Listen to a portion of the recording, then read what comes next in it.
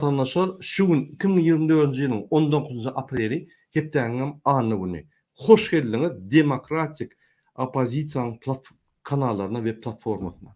Hormatly vatandaşlar, şu günkü biziň çykyşymyzyň ýanky temasy Türkmenistana, türkmen halkyna çağırış. Ine hormatly vatandaşlar, şu gün men bilen efire Muhammed Ağa gatnaşýar. Muhammed Ağa, hoş geldiňiz. Salamu alaykum. Hoş gördük. Salam vatandaşlar. Sağ olun Muhammed Ağa. Hormatly vatandaşlar, efire başlamakak bir gıýtgaça Türkmenistanyň gelen habarlary size ýanky bildiriş şökünde berjek bolýar. Ine gelin men size aýdaýyn. Türkmenistanda bankomatlarda we häzir banklarda we bankomatlarda pul azalýar. Inni adamlar kartasından bar pulunu alıp bilen oklar. Men öňüm aýtyp gelýärdim. Ýanwarda, fevralda kriz başlady. Öňüm gidip durdy bolan has güýçlerini şu 300 milyon Dubaydan kardalyny ýanky Raşid Meredow ılgap Serdar we Gulwan Berdimuhammedow hemme hökümetdäki wekilleri bütün dünýä ılgatdyrdylar da 300 milyon tapdylar şolar. Şol 300 milyon 3-4 ay Türkmenistan saklaýan boldy. Inni pul ýok. Türkmenistan bankrot. Türkmenistan bankrotluğun ýanky gapysyna geldi. Inni aýlyklaryň ýanky bermelisi kynlaşar, bar aýlyk berilmez, çekiler, ýazgylar dörer, suhpa ýok, ýanky produktlar wagtyna gelmez. Şu ýaly ýanky betbaçylyga garaşmaly bolýar. Şoň üçin şoňa taýýarlyk görüň. Hälem taňry ýakatyn Türkmenistan daşyna işleyen bizim iş migrantlarımız Türkmenistan'ın sosyal problemlerini çözüyorlar. Yani öz maşgalalarına pulu veriyorlar, şu pullun Türkmenistan'ın halkı özünü ekleyer ve ekonomikan aylayan. Yani hükümetten ekonomikan aylana yok. Bunlar dinle gelen pullar büdjetten yani oğurlayalar. Atalı oğul ikisi yani prezident ve özünün milli lideri Gulwan Berdimuhammedow. Hormatly vatandaşlar, ine mysal üçin o hojalykdaky işleyen adamlaryň, ýagny daýhan birleşiginde işleyen adamlaryň aýlyklary häzir berilenok. Ýylyň soňuna jemlet berip, ýanky ýazga geçirýärler. Mara welaýaty, Daşoğuz welaýatyna, Ahyl welaýatynyň tejen etrawyna, Balkanyň Gyzylabad, Gyzyltek etraflaryna ine ýagdaýlar şeýle. Aýlyklar götürilmändir. Köne pullun 8-10 milyon aralary aýlyk alýarlar. Biziň vatandaşlarymyz. Ine men dünkü çykyşymda kriz boýunça aýdamda ortaça aýlyk $250 diýdim bol. Men ýalňyşypdym. Hünärmentler jaň edip aýtdy. Ortaça aýlyk $150 Türkmenistandan. Ine her türlü maglumatlar deňişdirip gördük. Her türlü maglumatlary, her türlü welaýatyň hünärmentleri bilen gürleşip gördük. Ine $150 eken $250 däl. Şoň üçin $150 Türkmenistanna ýa-da başga döwletde ýaşap bolanok. Hatta häzir Afrikada da ýaşap bolanok $150. $150 hiç zat. Maşgalaňy eklep bolanok, çağlaryňy ýanky eşik alyp bolanok, e-mail produkty çağlaryňy berip bolanok. Ol maşynyň zadyň bolsa benzini çykdyrjysy ýaşap bolanok, bir maşgalany eklep bolanok. Ine şu ýaly ýagdaýlar. Türkmenistanyň prezidentinden ine maglumatlar geldi. Şoň daşyndaky adamlardan Ahyl welaýatyna ýaşaýan ünsüriň, Ahyl welaýatyna ýaşaýan Ýarzan Pir diýen mollanyň ýanyna baryp Serdar Berdimuhammedow we Gulwan Berdimuhammedow şondan doga pat alýarlar.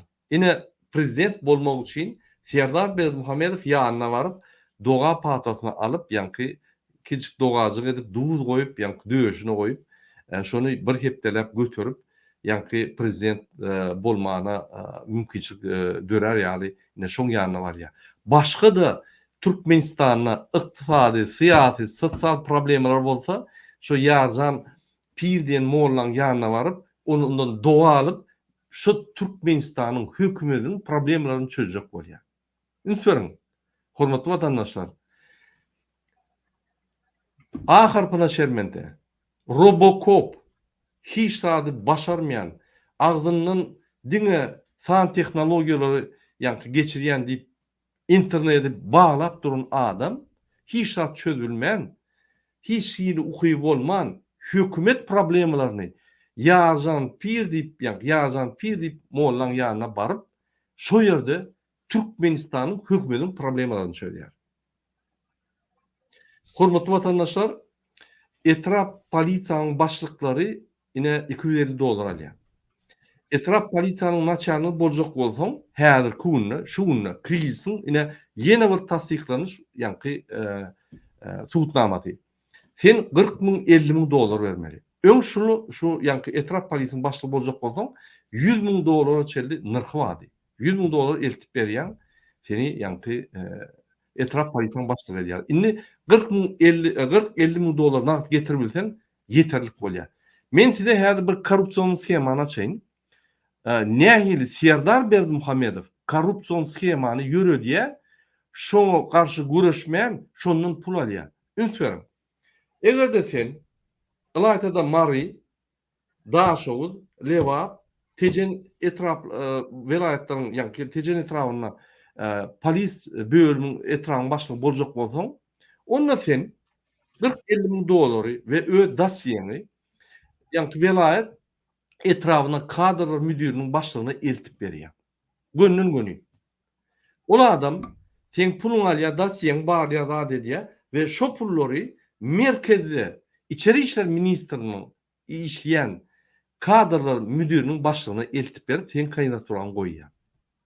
Ondan 3 bilen 6 ay aralykda sen kandidaturan tasdiklanýar, karar çykýar, ministriň karary çykýar, gerek bolsa prezidentiň karary çykýar we sana kabinetiň açar berilýär.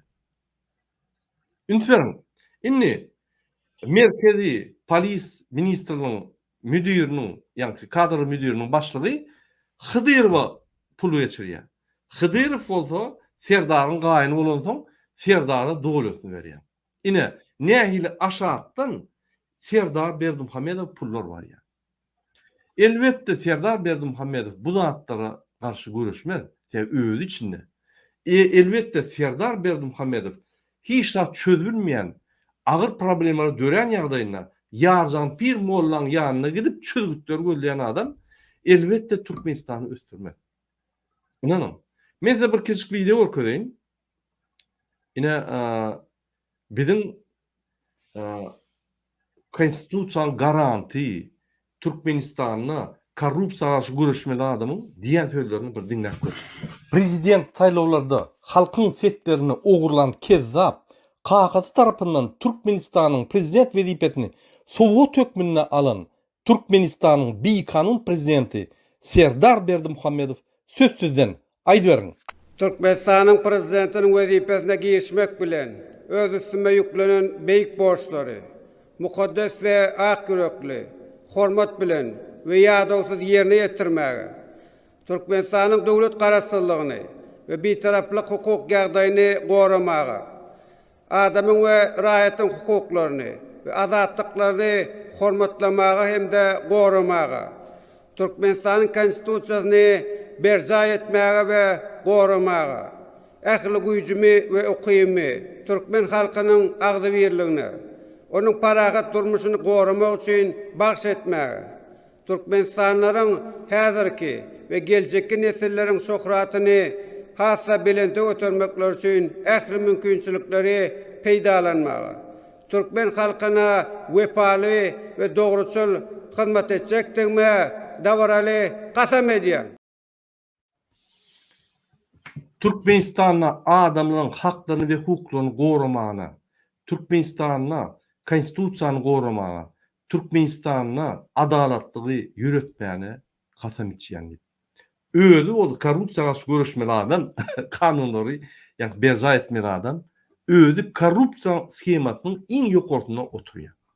Ine Türkmenistan'ın prezidenti Rabakov Serdar Berdimuhammedow. Ne şu adam Türkmenistan'da problemi katastrofik gidip dur. Ünsüň 17 ýyldan beri Türkmenistan'da problemler çözülen ok. Näme çözülen ok? Ya bunu okuyuplar. Bir zat bolsa Yarjan Pir'in ýanyna ataly ikisi ılgak gidýärler. Dogajyk etmäne, nimetçi etmäne. Elbetde o bir Türkmençiligiň bir erwet ýa-ni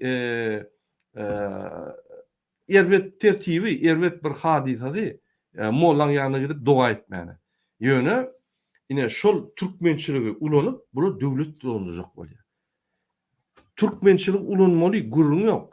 yöne döwlet dolanışygyna, o ýerde ekonomik zakonlar, yani kanunlar, o ýerde administrativni kanunlar, administrativni çölgütler bolmaly. O ýerde ýarjan pir mollan yeri ýok. Düýbünden. Ine şuňa halkymyz düşünmeli. Ine men size bir zat eýlen. Halk tarapyndan saýlanmadyk prezident Serdar Berdimuhamedow çäre görmez. Şul ýanky men görkezden korrupsiýon schema. Sebebi onun içinde onun dowlaty bar. Ine vatandaşlar men size aşağıdaky ýöneköy adamdan prezidente çelli nähil para bar ýanny we gurulan korrupsiýa schemasyny görkezdim. Indi aýdyn şul adam Serdar Berdimuhamedow ve onun kezzap atasy, ýanky Türkmenistanyň iň kezzap adamy, kezzap milli lider bize baht durmuş berip bilermi? Elbette ýok. Şul özüne prezident diýilen adam döwletiň problemasyny çykanyna diňe ýarjan şiir diýen ýanky mollanyň ýanyna baryp doga edip problemalary çözýän bolsa, onda Türkmenistanyň geljegi katastrofada. Hormatly vatandaşlar, ýene soňky maglumaty bereýin. Ondan men sözi Muhammed ağa berjek. Ine prostoy polismen boljak bolsaň, ya DPS'nik boljak bolsaň, ýani gaýda işler ýani. Sen barýan ýanky etraf polisiýasyna. Şo ýerde seni kadrın müdirinin başlygy we velayet kadrın müdirinin başlygy sorgy ide berýär. Kim sen? Enataň nirde işleýär? Potrotda näçe pul aldyňyz? Telekeçilik edýäňizmi? Giýdejiliňiz näçe? Mallaryňyz, ýanky goýunlaryňyz, sygyrlaryňyz, toklaryňyz barmy? Näçe ýagdaýlaryňyz gurplumy diýip probit edýärler. Ozon şoňa görä para ýanky bermeli diýip aýdýarlar. Ine şoň üçin gen görmäň, köçede polis dursa ýa-da DPS'nik dursa sizden para alýar. On çyk başga çykylgasy ýok, sebebi ol para berip diýdi, şo parany ýerine goýmalylar. Ýanky kazanılan pullary ýerine goýmaly. Şoň üçin şul paraxowluk sistema ýokardan aşağı, aşağıdan ýokary diýär. Muny durup bolmaz. Ünsüň gülmäň men aýdanma. Hukuk gorayan gurumalaryň içinde korrupsiýon sistema adamlaryň haklaryny, hukuklaryny goraman öýler baryp, ýani konstitusiýaň kanunlaryny ýöretmen öýler korrupsiýon schemanyň içinde we öýler korrupsiýa diýär. Bu hem Türkmenistanda wezipe satylmak hem bir tradisiýa boldy, ýani hem bir waka däl, bir ýöneköy waka däl, hem diňe şuň üstünden ýani adamlar bellenýär. Men öňküde kabinet ministrdaky schemany gördüm. Indi polis ýani polisiň schemasyny gördüm. Hormatly vatandaşlar, ýene bir maglumat geldi, ine daşna çykjak bolsaň, ýanyň bilen produkty bolsa, gowurdok, ol gymmat bahaly araklar, konyaklar, gawun, garpy, gök kökü, ak kökü, ýani Türkmenistan çykýan önler bolsa, onda seni polisiň görkezmesi bilen gumrukhanasy başga kabinetde akdyp, şo ýerde barlýar sen ýani çykarýan zadyny we şoňa görä parany keskitlep sana diýär. Şunça para bersen geçirýän bolmasa, hemmeden konfiskawat edýär diýip, alýada polis bilen paýlaşyp şo ýerden görgüller günni görýär. Bir häzir şu arada çykyş eder Muhammed ağa kimiz. Näçe polis bölümine işleyen adamlar para almaly bolýar. Näçe şular, ýani talamançylar ýaly şu ýani daşna çykanda peti çörek bolsa da şonam alıp ýani maşgalatny etdiýär. Bular näme? Şol ýaly gidaýmy? Ya şol ýaly talamançylarmy? Ya şol ýaly şul halkdan bir zat gelse ýokardan Allah berdi diýip pikir edýärlermi? Näçe şol ýaly hukuk gorayan gurumlaryň wekilleri esasy korrupsiýa ýöredýän adamlar boldy.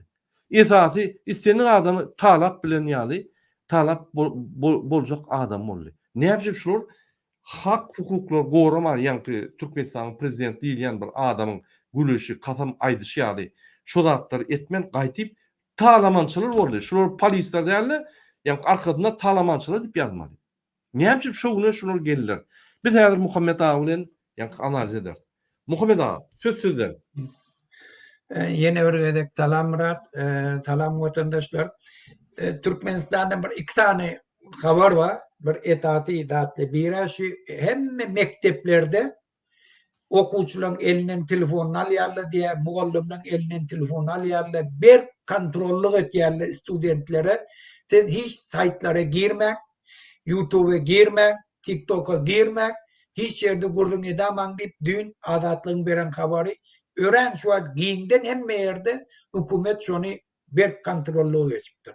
Bunun tebeben belli. Biz yani Ramazan ayına çağırış ettik, Eid-i Fitır'a barın dedik, mescide öğren köp adamlar vardılar.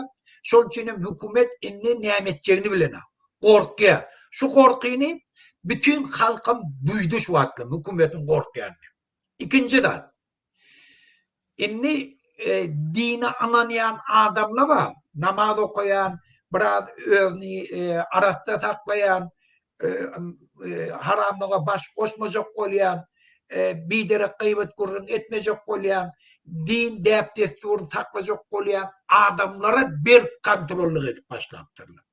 Edaralarda şoları duyduruyarlı diye. Sen beyli bolmelle. Sen yani Hudayı ananma. Anatsa bolma.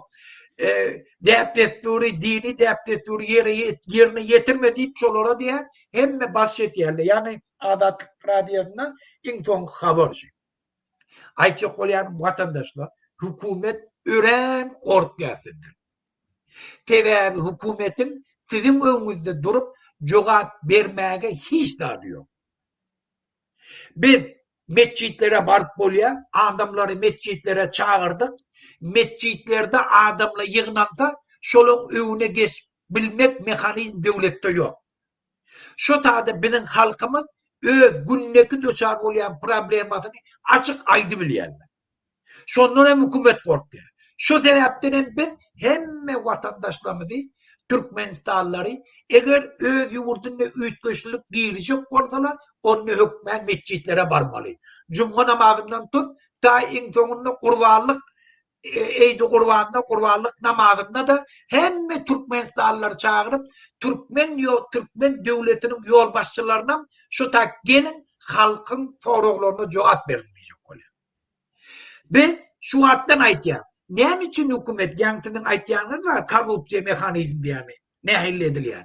Ne için hükümet korkutulduğu yurdun içinde doğru üpçün edecek olsa korkutulduğu örneği giyeceğini işleyen adamları kötüye. Ne şolara aylık verip bilen aklında saçtı. Ne için şolarda biziyatkal olur naçalını getik koyuyor. Devletin girdecesi yok mu?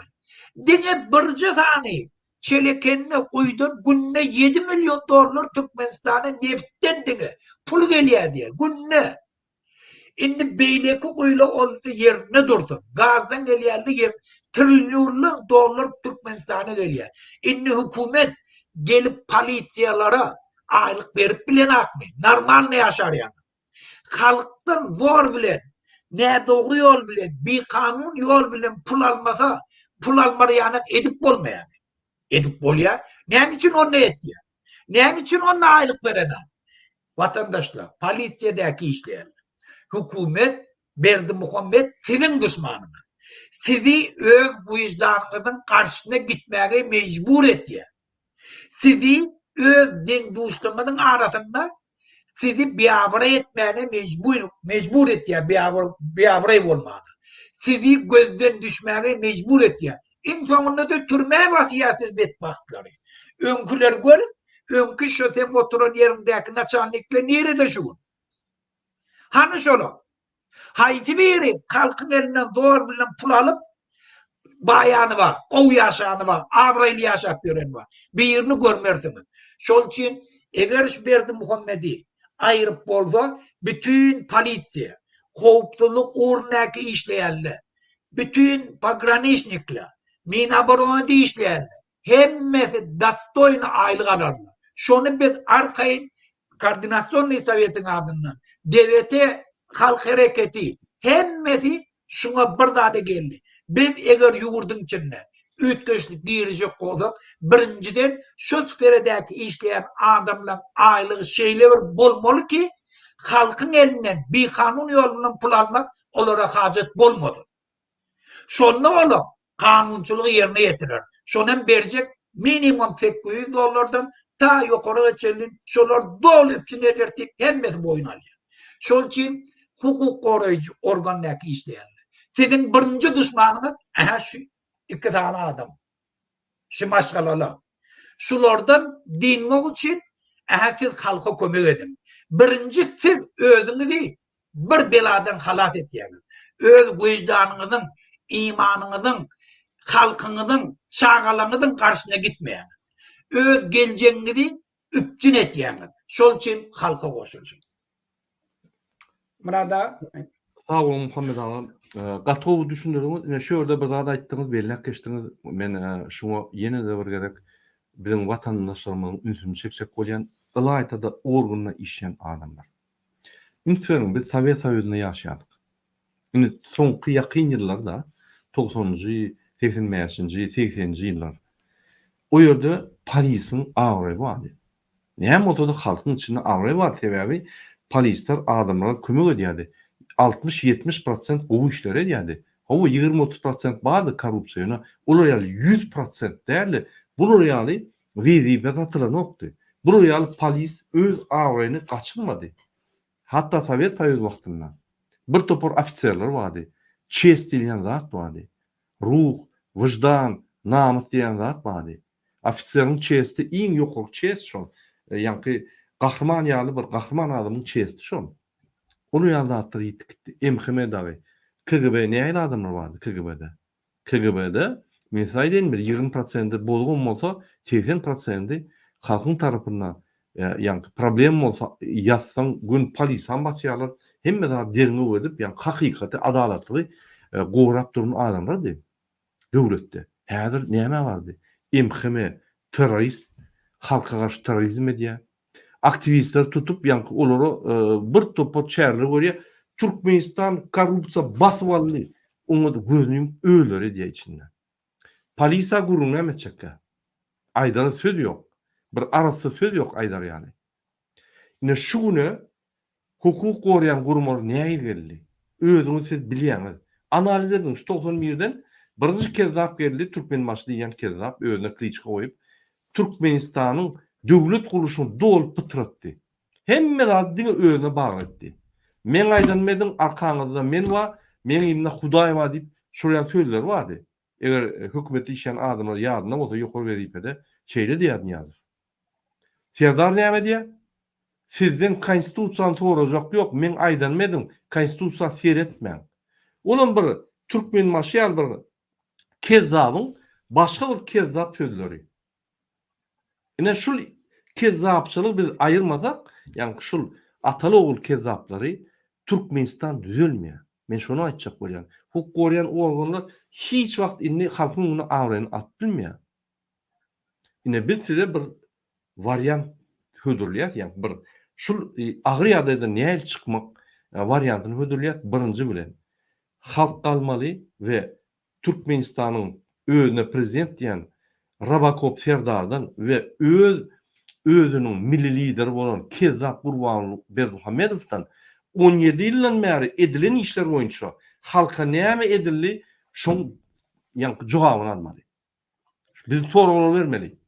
Şoň üçin Gurbanlyk ýani bayramyna birinji gününe ýerden meçide galyp, iksan hac meçide galyp halkyň soragyna jogap bermeli. Soralar biz günni aýdyp durar, haý soralar jogap bermeli. Halkdan bir soragy gelýär. Başga da soragyňyz bolsa ýazyň bize, men Telegram adresim bar. Men ýanky çykyş edýän adamyň aşagyndan şu Telegramda ýazyň. Haýsy soraglary Gurbanyň Serdar Berdimuhamedow halkyň adyndan biz bereli. Siz iýerim şu sözleri, biz şolary aýdyp ýanky şolary aýdym ederi. Şolar şu jogap berdireli. Eger de şolar jogap bermese, onda biz başga çare görmeli. Bir gezek iki kelleli prezident halkyň ona jogap bermeli. Şu geçerli. Bir gecegem, bir günem halkyň problemalaryny çözüp görmedik. Halkyň soragyna jogap berip görmedik. Halkyň behwine hiç nas et görmedik. İksan kezzap arkyň gelip ýörler. Ine Gurbanlyk bayramynda biz şolara sora berýär. Eger soraga jogap bermeseler ýa gelmeseler, ondan şular gitmeli. Onda bular halka hyzmat eden olur. Onda şular adamlar gitmeli we Türkmenistanyň hemme sistemi ýüklemeli. Arasda adalatly sistemi gelmeli. Türkmenistana hukuk gorayan gurumlar hakykatdan ham täzeden gurunup täze awraýyn alyp awraýyny saklamaly. O ýaşydy awraýyny saklaýar. Şo reali hukuk gorayan gurumlar awraýyny saklamaly. Şonu biz etmesek bizim döwletimiz ýok. Esasy döwletde konstitusiýany gorayan adamlar gowaýlyk alyp konstitusiýany goramasa, konstitusiýany hiç kim gorap bilmeýär. Şoň üçin hukuk gorayan organlar diýilýär, hukuk gorayan, hak hukuky gorayan organlar. Şunu goramasa, şunu öldür, kezapçylyk etse, onda döwlet ýok. Döwletde kanunlar işlenok. Döwletde kanunlar işlemese, bespredel bolsa, kim näme etdilik? Eden etdilik. Onun döwletde bolmaýar. Ol bir bandit toporunyň basyp alan hökümeti bolýar. Ine şundan biz gitmeli. Ine şu hökümetten biz aýrylyp Türkmenistanyň normal gurmaly beýlik döwlet ýaly. Arkyny içine giyip çykarýaly. Bizim organlarky işleyen ofisiýerlerimiz, harby gulunma, pograniçnik, prokuratura, ýa-ki sudda işleyen adamlar minimum $800 almaly. Minimum $800'den $3,500 çel aýlyk almaly. Ýa-ki etrap, velayet ýolbaşçylary olar $10,000 çel aýlyk almaly. Türkmenistan puly ýokdur diýip pikir etmeň. Hasaplak görüň ogurlanýan pullar ýylla. Men size aýdaýyn. Ýylla diýmedim diýende $10 milyarda golay dolar ogurlanýar. Minimum. Şo pullary biz ogurlaman kazana getirsek, şo pullaryň 10'dan bir bölegi hem ýa-ki hukuk gorayan gurumlara gitmeýär. Ine şo pulun 1 milyardy goý ýylna gitsin şu hukuk gorayan gurumlara. Zato ogurluk ýok, aýlyklar ýokary, istenlik ýerde çağan, gyýdyň, ogluny istenlik ýere iýerip bilen Türkmenistan çägine hiç kim elde girmez. Onun hakyny bozmaz, olum hakyny bozmaz, haklary işläp başlar, adalet emele edip başlar. Şoň üçin biz hukuk gorayan gurumlara ýylanýar. Gollan şuny, şul akçamyzy, şul ýa çärämizi Gurbanlyk bayramyna biz halk bilen meçhide barýakda Serdar we Gurban Berdimuhamedowdan sorgy edýär. Eger şolar gelmese, onda biz gaty beýlik çärany, gaty ýa-ki bir çärany görmeli bolýar. Biz şol tutsak edip, aýryp täzeden döwlet ýolbaşçylaryny taýlamaly bolýar. Parlament, döwlet ýolbaşçylary, ministrler hemmeler. Ine şoň üçin biz häzir hem hukuk gorayan gurumlarda işleyen ofisiýerler hem halkymyza ýylanýar. Gurbanlyk bayramy 6-njy güne düşýär. 6-njy gün biz meçhitlerde üýşýär. Ondan öň anyny günleri meçhitlere baryp biz eýýäm tırnowka geçýär. Meçhitlere baryp aýda okuýak bolmasy ýaly ýöne, ýa-ni agdybirlik boýunça tırnowka geçýär. Şonuň üçin dua bilmeseňiz, namaz etmeseňiz, aýat bilmeseňiz, şonda da meçhitlere baryň. Gudurata ýakynlaşyň. Birinji. Ikinji, men aýtjak bolýan adam ine 9-njy may bayramy ýetip gelýär. Sizin bilşiňiz ýaly, bizim ata-babalarymyz beýik watançylyk uruşunda öz gahrmançylygyny görkezdiler. Bir topory wepat boldy. Bizim şunky günlerimiz gelir ýaly, parahat asmanymyz bolar ýaly, asuwda ýurdumyz bolar ýaly, ölen wepat etdiler. Kimde kim uruşdan yarary ýelli, ýa-ni elsiz, aýaksyz, ýarawsyz, olaram ýaşap geçip ýa-ni wepat boldular. Ölüp gitdiler. Şonuň hatyrasyna 9-njy may güni saat 10-da bir min durmuş wagtymyzy şolar hormat goýunyna hökmüne bermeli. Nirde bolsaň, awtobusda bol, awtostansiýada bol, şofer bolup awtobus nimet, dur bir gada awtobus bilen 1 min durda şo ýerde awtobusyň işlän nokdaýda oturun ýerinde dogajak. Şolar taňykan sag bolsun, hormadyň bildir. Ine asuwda asmanymyz, parahat asmanymyz, Niyazow, Gurbanlyk, Serdaryň ýa gazanyň üstünde, ine şul ata-babalarymyzyň uruşda wepat bolup, faşist Germaniýany Türkmenistana getirmedik adamlaryň ýa-ki öz janyny kas eden üçin boldy. Şonu biz unutmaly, hormatly watandaşlar. Ýadymyzda saklaň. Her anyny gün meçhide barmaly. 9-njy may güni saat 10-da minuta malçany diýilýär. Ýagny 1 min biz öz wagtymyzy şolara hormat hökmüne goýup, şolara ýatlap, şolara öz içmeden dualar etmeli. Egerde weşna gonu bar, gül goýup bilseňiz, ondan ýokarda at ýok. ol bir iň uly hormat berdiňiz bolýar. Muhammed ağa, söz sizinki. Vatandaşlar men öz edegimden bütün şu vatançılık urşuna yani faşizme karşı gatnaşan, şu taada wafat bolanlar ve şu taada mahip bolanlar hemmesine men minnetdarlygym bildirýän şolun maqalalarını hemmesini kutlayan. Şu taada bir zady bellek geçesim gelýär. Hiç yerde Türkmenlerin adı yok. Türkmenle de faşizme karşı görüştü deyip. Ortaya bunu hemmesini öz adına vuruyor. Orslu etti diýär. Şol için men şu taada şunu bellädim. Biz Türkmen bolup Türkmenle bizim ata-babalarymız, bizim kahraman ata-babalarymız gidip faşizm bilen görüşüpdirler. Özlerim 2000'de 100 miňlerçe gidipdirler. İýdinle da ayalla galyp olary doly hemme zat bilen üçgen edipdirler. Hatta näçe tonna gyzyllaryny, kumuşlaryny bizim ayallarymız, bizim ejatalarymız şonu urşa kömekdip beripdirler. Yani şeýle şol urda kahramançylykly hereket edipdirler. Şunu dünýä bilenä. Şol için biz indi bir milli döwlet ýokmunda biz öz goşundymyzy dünýäde faşizme karşı görüşde şonu hemme kişe beýan etmeli. Şoň bir görnüşim Emrah Dağ'ın aýdýany. Biz hökme şolary ýatlamaly. Şola bizim kahramanlygymyz. Dünýäň ýüzünde faşizme karşı görüşen adamlar. Bizim şuunky durmuşymyzy getiren adamlar. Şol için şolaň janyny doga etmeli. Bir minut malçaniye yani dymmaly. Şolaň hatyrasy için tagat 9-njy may güni iň oňarsaňyzam 5 ýagon şolaň ýadygarlygy üçün döredilen ýerlere baryp gul ýadygarlyklaryny goýmaly. Sağ olun Muhammed ağa. Hormatly vatandaşlar, biz sizi hukuksyz çärelere, ýagny bir kanun däl, diňe kanun laýykda edip bolýan çärelere çağırýar. Biz sizi bir kanuna çağırandyk. Bizim dinimize karşı egerde iksan hacı çykýan bolsa, onu olur hacılar däl, kezzaplar. Türkmenistanyň ýolbaşçylarynyň halkyň öňüne jogap bermeli wagty geldi.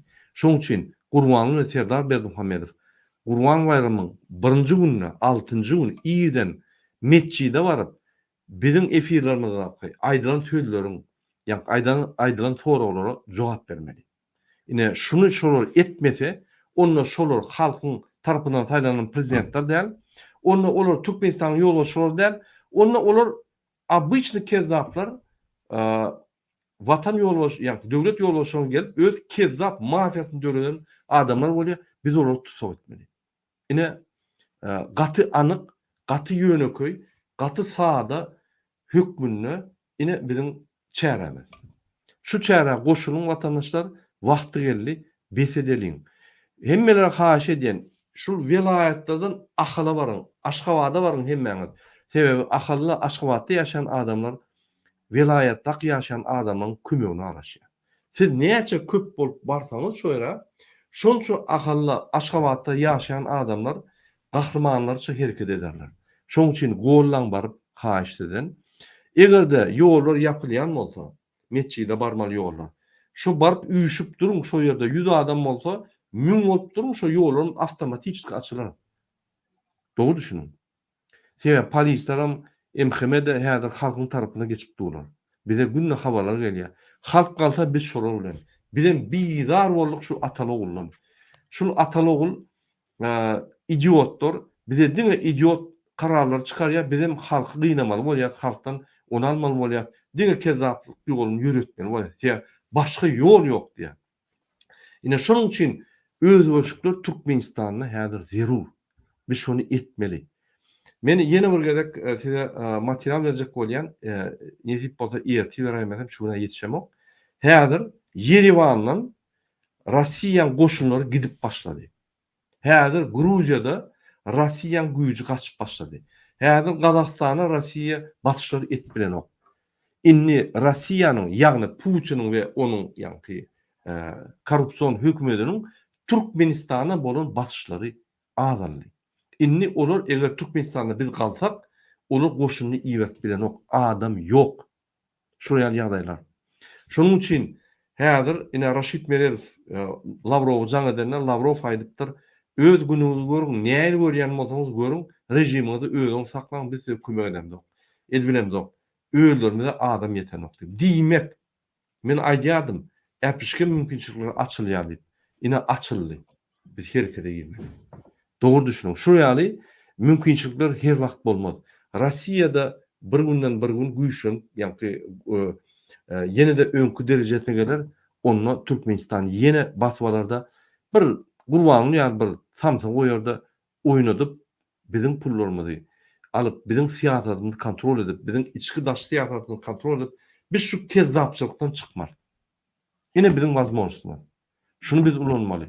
Ay men näme, men daýhar, men ogoda, men ýetenim boldy, men ýanky herrik galada, men ýanky taxtawalarda, men taxtada, men könürgönçde, men näme edilýän diýip aýtmaň.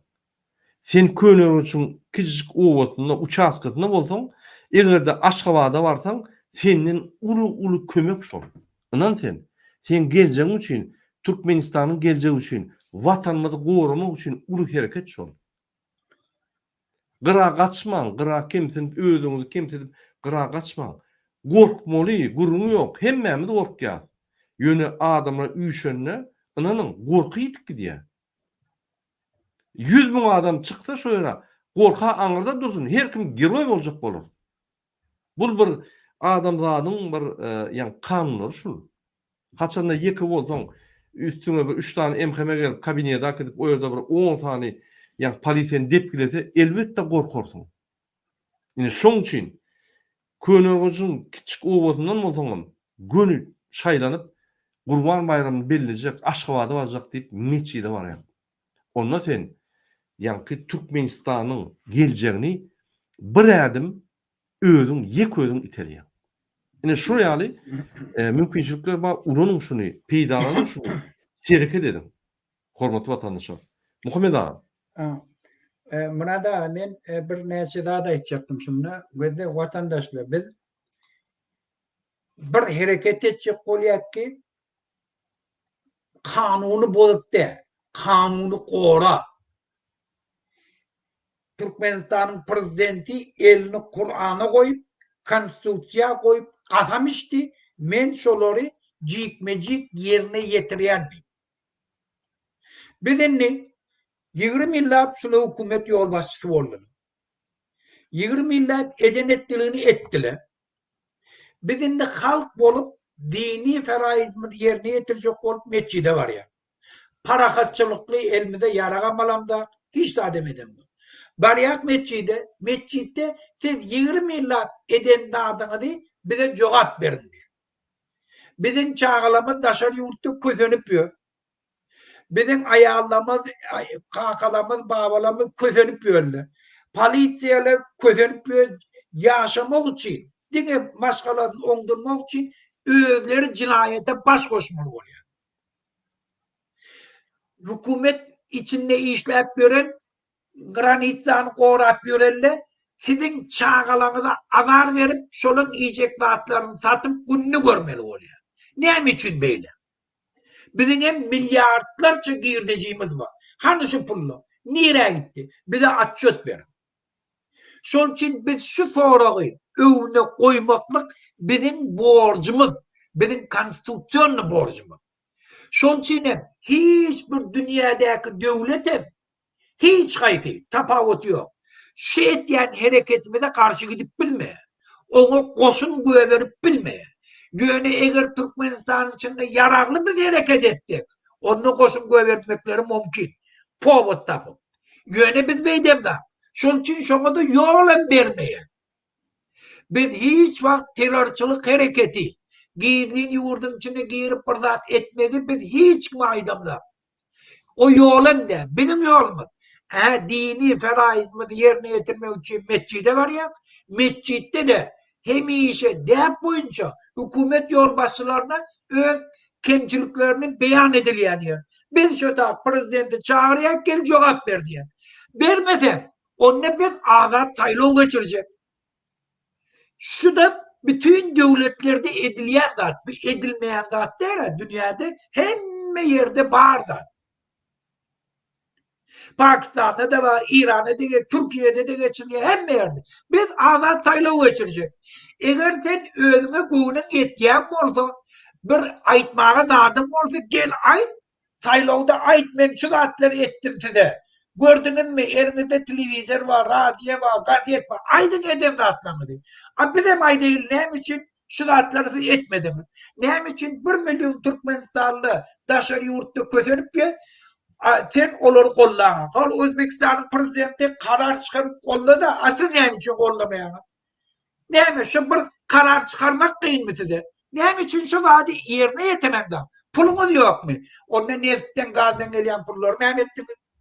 Onu neyme başına yapacak mı Aşgabat'ın içinde hem böyle akmıramırlar var, öz kardeşleriniz, çağalarınızdan Türkiye'de kul olup böyle. Neyme göre bu? Başına yapacak mı? Neyme edecekten şöyle?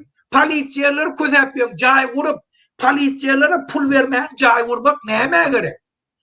Verdi Muhammed Karam'da, ne başına yapacak mı şu? Biz şu soruları vereceğiz.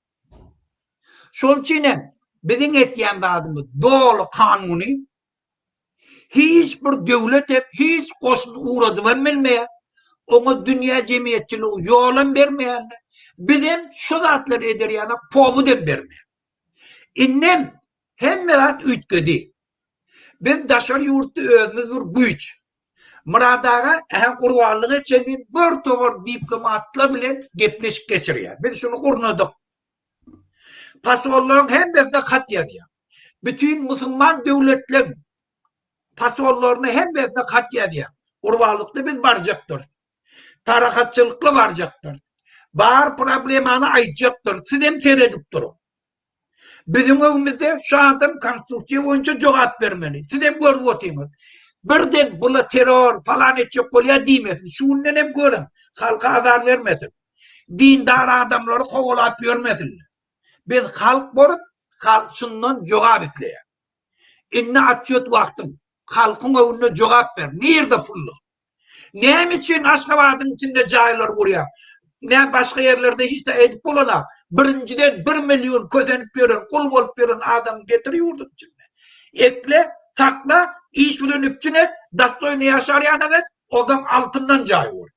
Hemmemizim razı. Yöne pulum yok burada. Onunla başını kururum. Onunla işle değil, adamla kovu işlesin, pul kazansın, şırt töre değil.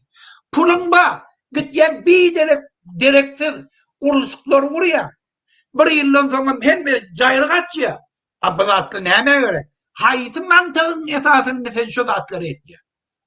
Neyim için halkın beytil malın pulunu, halkı köze eylek sarf edip yok. Ben şu cevabı şundan soruyor. Gel şu cevap, şu zatlara cevap ver, halkı ikna edebilsen, razı edebilsen yine prezident bul. Edilmesen günün çeker. Bizim hakkımız konstrüksiyon boyunca daima. Hiçbir devletin şuna koşuluşmaya hakkı yok. Biz hiçbir devlet bilen düşmançılığımız yok. Biz azat taylığı bütün dünya devletlerinin, biz sol çinem hem yere kat yadık. Koordinasyon, Sovyet'in adından, devletin adından kat. Gelin taylığlara katlaşın. Hem mekşem katlaştım. Açık taylığı geçiriyor. Siz bu işi yürümek gerek. Yarak hayırlanmak gerek. Azat taylığı. Ehe çözdük. Biz şunu talep ettik. Şunun Türkmenistan'ın konstrüksiyonunda var. Dünyada tecrübeden geçen, dünyada Türkmenistan şu da öz boyundan men şunu yerine getirecektir. Gelin geçireyin azat taylığı. Bolluk oturdu. Sağ olun Muhammed ağa, ine doğru belli geçtiniz. Hormatly vatandaşlar, inni iki kelleli prezidentin halkın önüne cevap vermeye vakti geldi. Ünsörün, häzir Türkmenistan'da şeýle hadise bolupdy. Türkmen halky, ýanky hükümetten gorkýar. Ilaytada Gurbanuly Serdar Berdimuhammedow. Ünsörün, mara baranna, ýani Serdar Berdimuhammedow şo ýerde çärler boldy. Bir ay Tırnovka diýerler, ýanky talipleri we şolara şeýle aýýarlar. Serdar Berdimuhammedowyň gözüne seyretmek bolanok. Ünsörün. Sen prezidentin, sen liderin, sen konstitusiyon garanti, sen onu soru neme, seyretmeli değil. Sen onu soru vermeli onu. Ne yapacak şunu işlerini pres konferansı etmeli adam, halktan korkup gözüme seyretmesinler deyip yani organları tavşır yakıdır var. Ünsverin, yine hazır Türkmen halkı iki kelli prezidentten okya. Şol Türkmen halkının korkuşundan 10 etse köp iki kelli prezident Türkmen halkından okya. Şoň üçin gorkuda biz şulardan iýizden. Şu bizden beter okya. Her gün işe gelenler yankı yazan şiirin moğolların yanına varıp yankı doğa okak geler yolu öldüremesinler diye. Şu yer korkyalar. Sen işe sen günne çıkanda oraya korkan o. Ine şol ýaly bizden halktan gorkýar şol iki kelli prezident. Gurbanlar ketegine gidilenip ýatyr. Pöwlesinden. Halkın güne çıkıp bilen ok. Hacı deyip ad alıp yankı Mekke Medine varıp o yerde halat geyip yalanlaşlanıp yankı bütün dünya men hacı deyip görködüp gelip ve mara gelip yankı ayet okap namaz edip ayet kılıp Ramazan bayramında serdara berýän yankı görködmesi dedim. Tut bas moğollar yankı basışlar et. Ne yapıp adam ýygnya. Aşgabat häkimiň ýolbaşyna aýyr. Ne yapıp ruhsat berdi adam meçitlere barýalyp bir yerini yırtık ýygyr ýa. Serdaram aýdýa ýanky ýanaklara men näle kakym ýürege düşdi. Men kararym däl, kakym etdirdi diýip aýdýa. Gorkup. Haýsy bir döwletde prezident ýa-da onuň milli lideri, ýani halkyň milli lideri Türkmenistan ýanky musulman dinine garşy hereketler edýär. Şunu ýaly.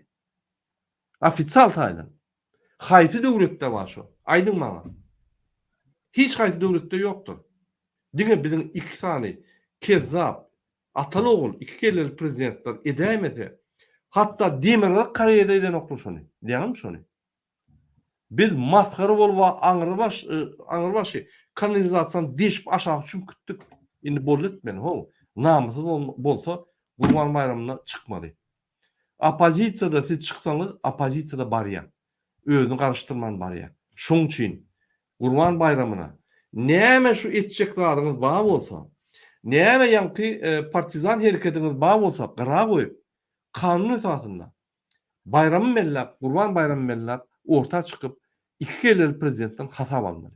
Boldy. Şöýra barın. Ýa-ni soragy biz özümüz beriş şoňa.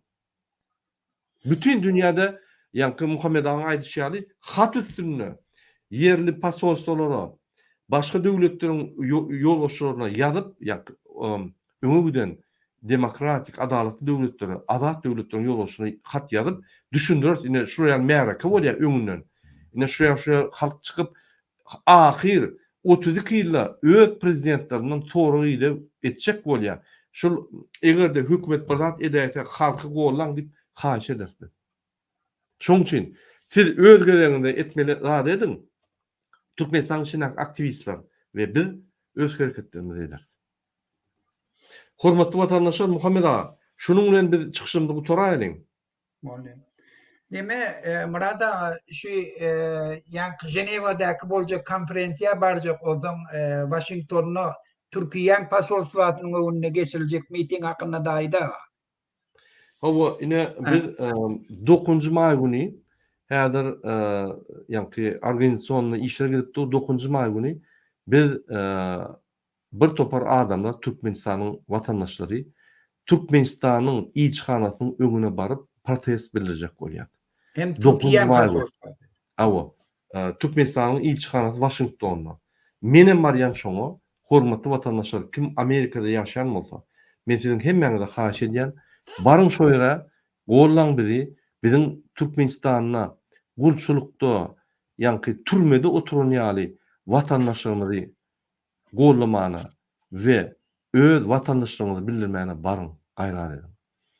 Türkmenistanyň türmelerine oturan oglanlary ýüzlenýän men, ine Gurbanlyk bayramyna halk herekete ýerýär. Türmelerde herekete ýerjek bolsaňyz, ine size wagty 9 may saat 10 we Gurbanlyk bayramynyň 1-nji gününe şu baş namazynyň başlap ine herekete ýerýär.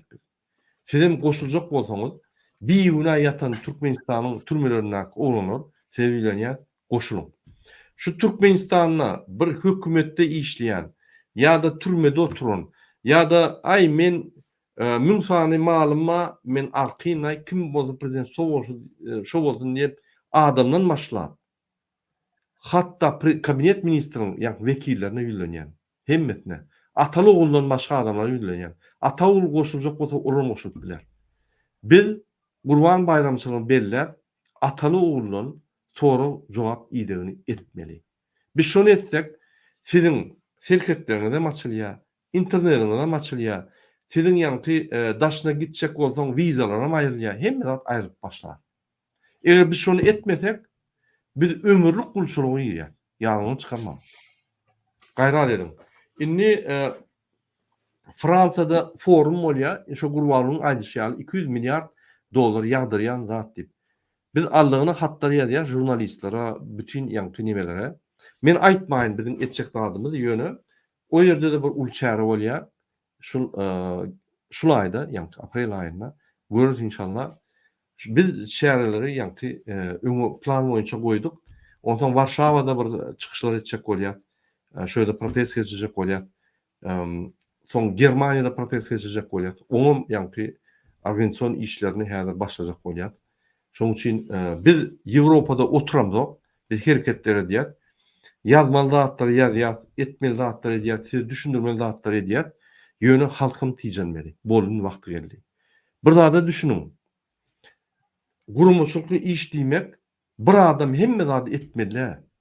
Hemmemiz etmeli. O diýmek näme? Halk gerek ýerine çärelere barmaly. Halkyň içinden gerekli aktivistler öňe çykmaly. Halk çıkan aktivistler halk gollamaly. Onda güýçlü bolýar halk. Biz şu zatlary hemme zatlar jik-mejik aýdyp durýarly elektronly neşriýatlar bolmaly, Türkmen News, Kronika diýdi, şorýal zatlar bolmaly. Eger halk öňe çykanda halk goralýaly pravozachitni ýa adam hakları goýan gurumlar bolmaly.